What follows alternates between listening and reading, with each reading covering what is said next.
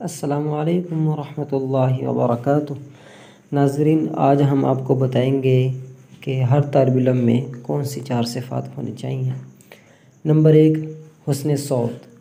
حسن صوت کہتے ہیں اچھی آواز کو، خوبصورت آواز کو۔ تو اس کے لیے طالب علم جتنی محنت کرے گا اتنی ہی اس کی زندگی میں نکھار آئے گا، علمی ترقی میں اس کا اضافہ ہوتا جائے گا۔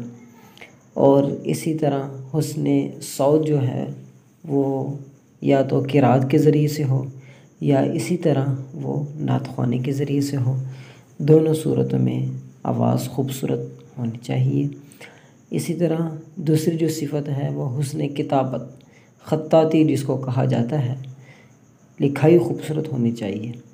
نمبر 3، حسن خطابت، بولنے کا انداز اس کا خوبصورت ہو، ما فی الضمیر کا اظہار خوبصورت انداز سے، خوبصورت طریقے سے کرنے کا اس کو طریقہ آتا ہو، سلیقہ آتا ہو۔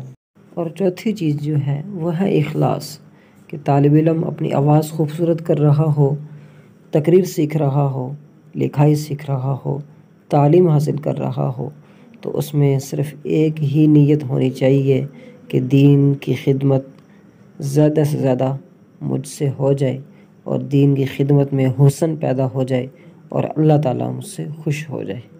اللہ تعالیٰ سے دعا ہے اللہ تعالیٰ ہم سب کو اپنے اندر یہ 4 صفات پیدا کرنے کی توفیق عطا فرمائے۔ ویڈیو پسند آئی ہو تو لائک کریں اور چینل سبسکرائب کر کے ہماری حوصلہ افزائی کا ذریعہ بنیں۔ جزاک اللہ، شکریہ۔